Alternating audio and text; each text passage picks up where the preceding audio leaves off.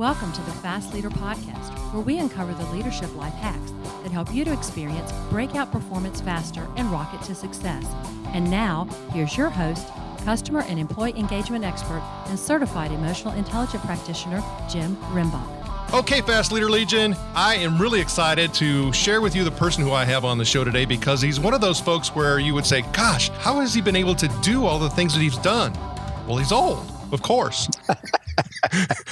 Lance Miller is a graduate of Michigan State University with a degree in food systems, economics, and management. He began working as a teenager in his family's milk and ice cream company, learning real-life lessons while working in the processing plant, running delivery routes, managing retail stores, and he gained valuable experiences in understanding the importance of hard work and service in handling both employees and customers. Lance has held sales and management positions with the 1984 Los Angeles Olympic Organizing Committee, Nestle, Anheuser-Busch, and Katz Media Group. For 15 years, he developed and managed sales and marketing programs for businesses in the fields of law, construction, international finance, alternative health, and the internet. He has also held key leadership roles in completing 5 new business startups and product launches. He has traveled extensively and has held leadership positions forwarding numerous international humanitarian causes. In the early 1990s, he was a founding member of the Fair Tax Initiative and debated federal tax policy on over 300 radio and TV shows and scores of community forums. He has served as vice president of the International Foundation for Human Rights and Tolerance, where he organized and led international human rights marathons in the U.S. and Europe, covering over 10,000 miles and over 15 countries. He served as the president of the Way to Happiness Foundation International. The foundation delivers programs in 94 languages and 100 countries, teaching universal characteristics and ethics principles to assist individuals and organizations around the world by creating values of trust, honesty, and responsibility.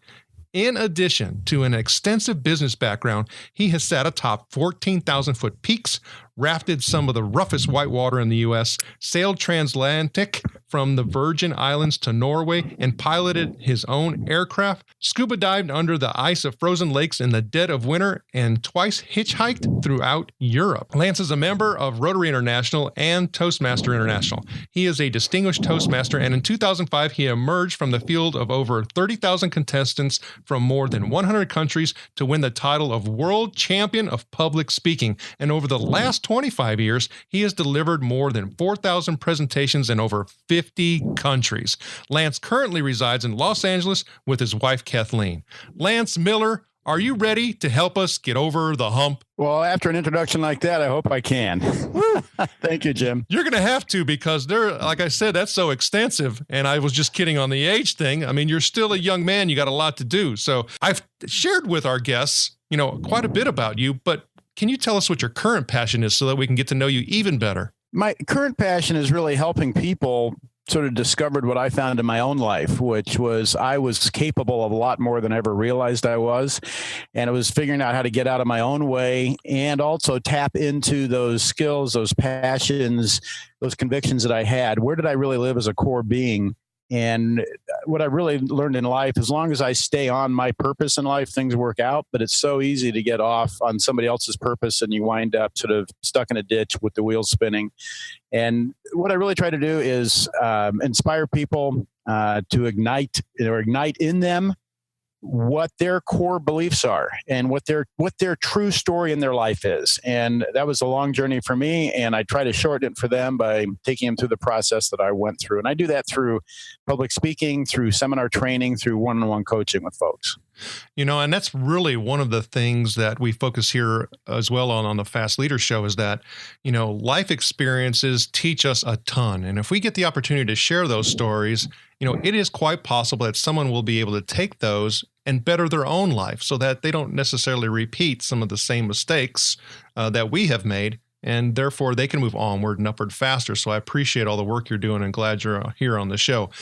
When you start talking about some of the things that you've been able to accomplish, there has to be a boldness there that, and risk-taking there that a lot of people may just be so afraid to overcome, like you were saying. And we need inspiration in order to help us, and give us that push sometimes. And a lot of times we focus on quotes on the Fast Leader Show. Is there a quote or two that kind of inspires you to push forward? There's a number of quotes that I have.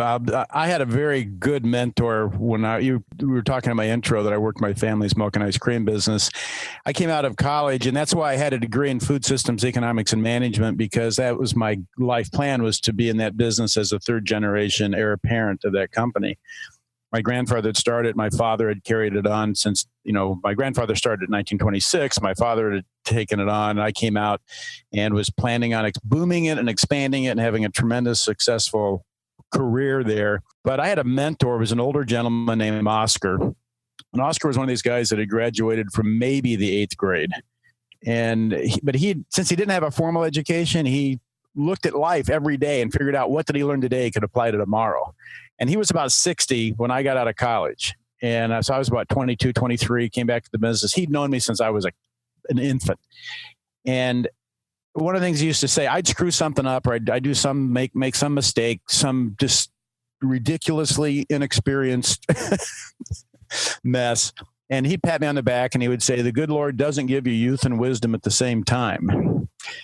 And then he would wink and he'd say, and you should enjoy each while you got him. Now, I didn't like hearing that. When I was 23, 24 years old, I thought I was pretty smart. And to be honest, I was smart. But I wasn't wise. And there's a big difference between being smart and wise. And I heard another quote from actually the president of Rotary about 5 or 6 years ago. He said, the difference between integrity and wisdom is integrity is always doing what you promise, and wisdom is knowing what to promise.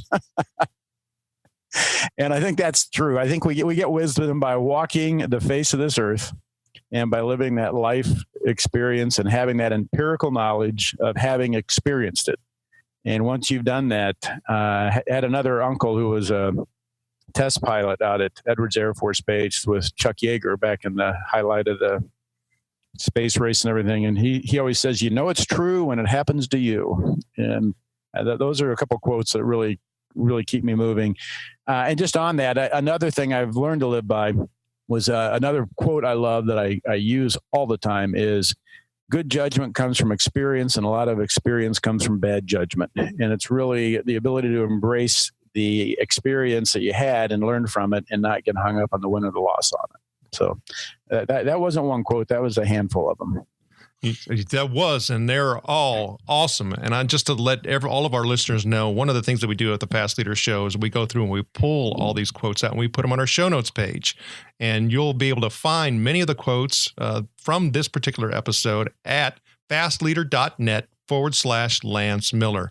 So Lance, I know that, like you were saying with, being bold, taking risks, having the family business, all the things that you've done, moving, away from the family, and living in a garage with some friends in Los Angeles, to break out, and do some new things and some adventurous things, is that, we've had to learn and go through and have those mistakes. And we talk about getting over the hump on the Fast Leader Show, and we have epiphanies from those. Sometimes they're pretty immediate, and sometimes it takes a while for them to sink in. But can you think of a story of a time where you've had a hump to get over and it kind of set you in a different direction than you were heading? Well, the first one you were talking about was thinking you had a life plan set in front of you. And then especially with the closeness of a family business and a third generation family business, anybody that's grown up on either a family farm or family business knows the almost, I would say, congenital or inherent commitment that you grow up with on sustaining that, because any family member who's running it, that is their life. And so you grow up in that. To break out of that was a huge pivotal moment for me. And what I really had to look at was that the fact that this was my life and I needed to be able to figure out what that was. And at that time I was living in a family, very, not controlled in a bad way. It was just that, my grandfather, my father were there, and it was a very controlled environment on their goals and purposes that they'd been living for their lives. And I was the young guy without the experience, and I was trying to learn and do the right thing, but I wasn't feeling the fulfillment. And I remember just looking in the mirror one morning saying, I am emotionally and spiritually dead. I need to get away from here and figure my life out. And wound up in LA. And as you said, I had a couple of fraternity brothers of mine from college, from Michigan State, that had a house at Manhattan Beach. And they said, well, we got a loft over the garage. You can stay there if you want. We pulled the suitcases out of the loft, and I got a carpet remnant and put some drywall up, and it was the coolest room in the house. And I had like $200 of rent living at the beach, which is great, was I never had to pay rent up to the time I moved to California because I was either living at home or with my grandfather. That was a huge pivotal moment. And I remember it was very scary to leave that security. And it was a very financially secure situation for me, because I wasn't earning that much money, but I was netting a ton because I didn't have any expenses because of the family support that I had around me. And I remember the first time I moved to LA and had to pay for my own oil change. I never had to do that. It was like, what? I got to pay to get the oil changed in my car. And it was just, felt like I was getting nickeled and dimed. But that was a huge adjustment because quite honestly, I thought once I got away that everything would clear for me and I wouldn't have any stops or barriers in front of me. And I would just be able to succeed like crazy. And I had a great time working for the Olympics. I wish I could have continued to do that full time. That was very much the type of thing I wanted to do. A life-changing experience working on a project that was that huge, that all-encompassing worldwide, the uplifting aspects of it, the benefit we were doing to mankind, bringing people from different cultures and races and nationalities and religions together and all competing together and doing it in a peaceful, caring manner. It was truly a life-changing experience for me. I left that and I've been able to get very good jobs, and I would say I was able to get them. I went into Nestle and brand management, which is something that typically MBAs only get. I had a contact. I set up a lunch, wound up getting the job. I spent a couple years with Nestle, and I was expecting to be fast-tracked and thought I was brilliant and everything. And I learned how Fortune 50 companies work. And I spent about a year with Anheuser-Busch in sports marketing, which was a lot of fun. Wasn't really going anywhere, but I got to wear a lot of cool shirts and drink a lot of beer. And when you're in your mid-20s, that was cool. But I'm not achieving. I'm not moving like I want. I had a lot of friends selling media. Katz Media Group is one of the largest media sales companies in the United States. And I was able to get in with a company that they had just acquired and it had some problems with it. And that, again, I learned something about going with a winning company or a losing company. It was a company they had bought and that was selling radio, but I got to learn how Nielsen works. I got to learn how Arbitron works. And I called on the major advertising agencies in Los Angeles. It was my first sales job. I had a window office on Wilshire Boulevard. I was earning more money than I had ever earned before. And I was miserable. And I just want to, this comes down to a specific moment. I was driving to work and it was about, 6 o'clock in the morning. And I'd gone through several stoplights that were green and I hit a red light. And I'm sitting there by myself. The radio was off and I was relieved to hit the red light. And I look back, I remember every time I went through a green light, I was sort of disappointed. I wanted to hit a red light. And you know how you have a thought in the back of your mind that you don't really realize is there? And I sat at that red light looking at it going, why do I want to hit red lights? And I also realized I had a thought that I wish somebody would just come run into me that day and have a car accident so that I wouldn't have to go to work. And I sat there and I said, I don't like what I'm doing. I'm not happy at all. I'm going in here based on somebody else's dream or purpose. And I have no idea why I'm doing what I'm doing.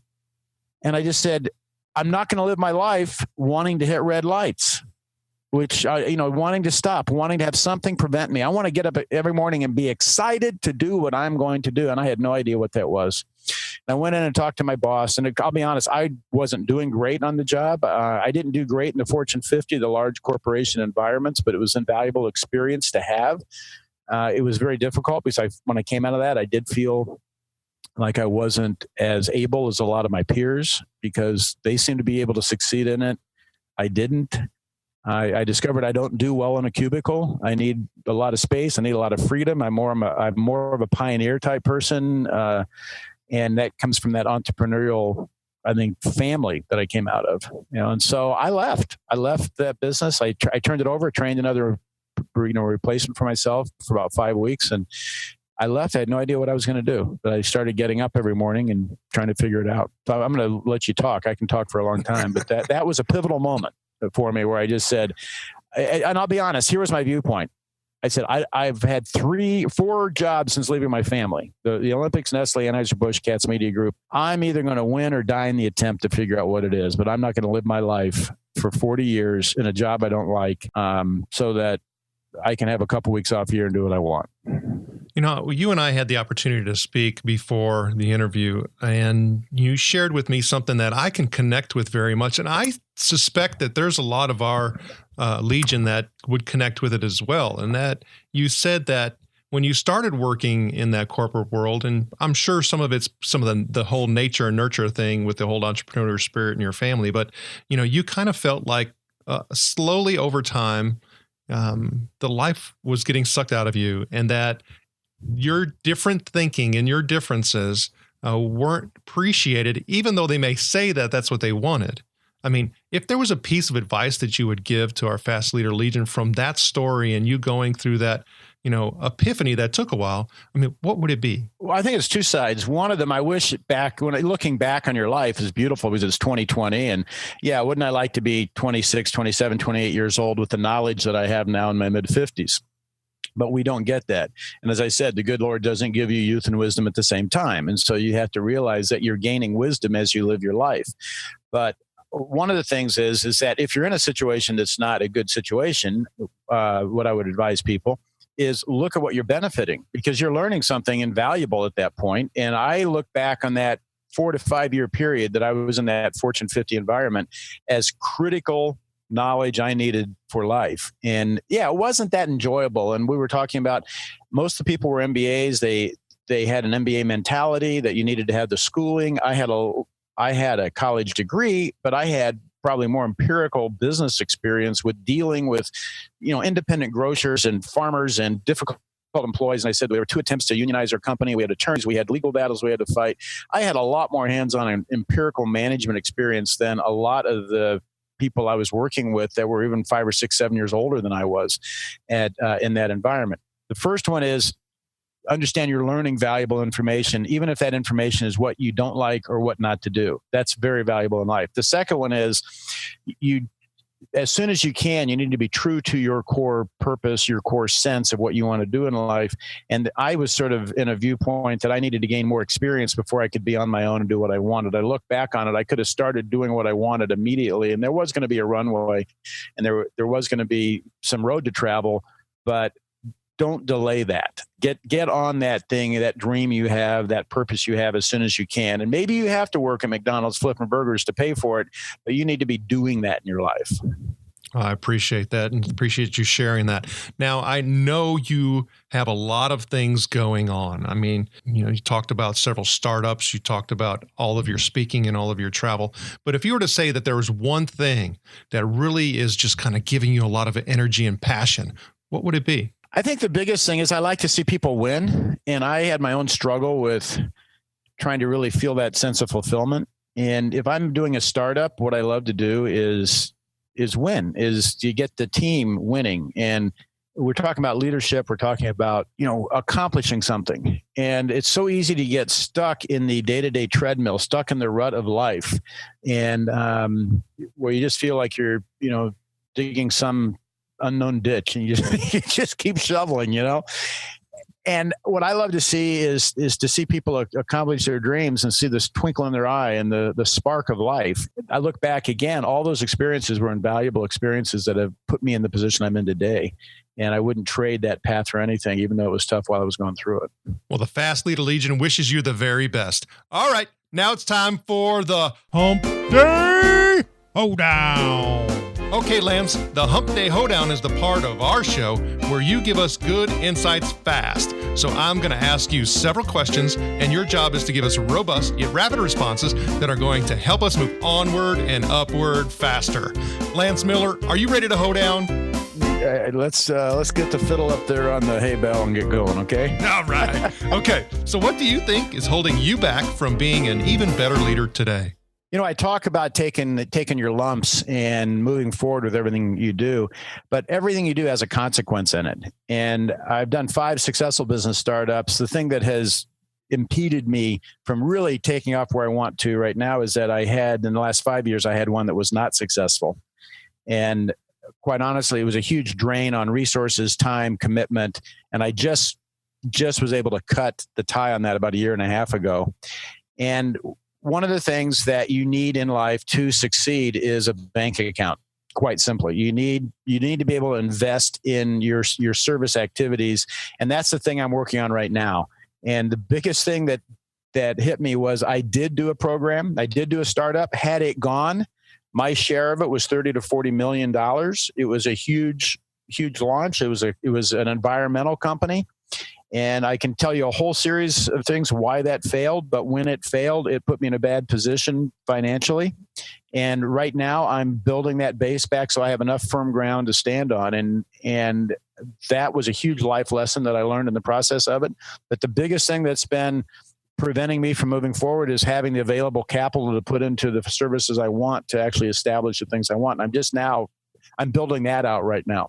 What is the best leadership advice you have ever received? The best leadership advice I've ever received came from Oscar, who I was telling you about earlier in the show, my mentor, and it came after the first time I fired a man.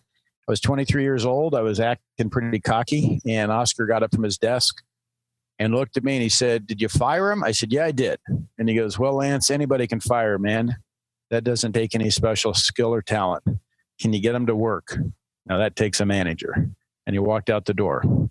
And what I realized as a leader, it's really our responsibility to get our juniors to work and to get them to succeed and get them to be competent at what they're doing. And anybody can go kick somebody in the butt. Anybody can cut their head off, kick them out the door. That doesn't take any special skill or talent. That's what I wanted to do. It took me a number of years to develop the skills to take people and get them to function as they should. But that was a pivotal moment in my life. What is one of your secrets that you believe contributes to your success? I think one of the secrets to my success is being able to laugh. Quite honestly, it's like no matter what happens, be able to laugh at it and be able to glean from my biggest failures the silver lining of the lesson. And that didn't come easy. I accumulated a lot of baggage. I accumulated a lot of failures. And quite honestly, it was all the speech competition I did in Toastmasters, where I competed in the speech contest for 13 years. And finally, I had an epiphany one night that it was going to be pretty hard to learn from my mistakes if I was unwilling to admit that I was making any. And when I was willing to admit that I was making mistakes and I had room to grow, that's where everything opened up for me in my life. And I was able to go back on a lot of mistakes I'd made in my life and find the lesson rather than looking at the loss. What do you feel is one of your best resources that helps you lead in business or life? Probably one of my best resources, it's going to come from two things. It's going to come from just hands-on experience that I've had and the mentors I've had around me. I also believe in reading and in learning. And you need to find something that really resonates with you and you find is true for you and your process of it. And, there's a lot of people out there, and I really feel that each one of us needs to find what is right for us. And one of the biggest resources I've had is actually a tremendous amount of management work put together by a man named L. Ron Hubbard, who has some of the most sane management systems that I've ever studied, and I've studied those extensively. And that's giving me, whenever I have a problem, I can go to his writings and find a solution for it or something that spurs on my thinking from that standpoint. And L. Ron Hubbard has been a controversial man in society for a number of reasons, but I have also learned in the process of that is if you want to know something, go look at it yourself and don't listen to what you hear on the radio or the TV, and observe for yourself and see if it's true for yourself or not. So what would be one book that you would recommend to our listeners? Doesn't have to be a business book. I'll tell you the book I'd recommend. It's a book called Endurance, and it's about Ernest Shackleton's failed attempt to cross Antarctica in 1914.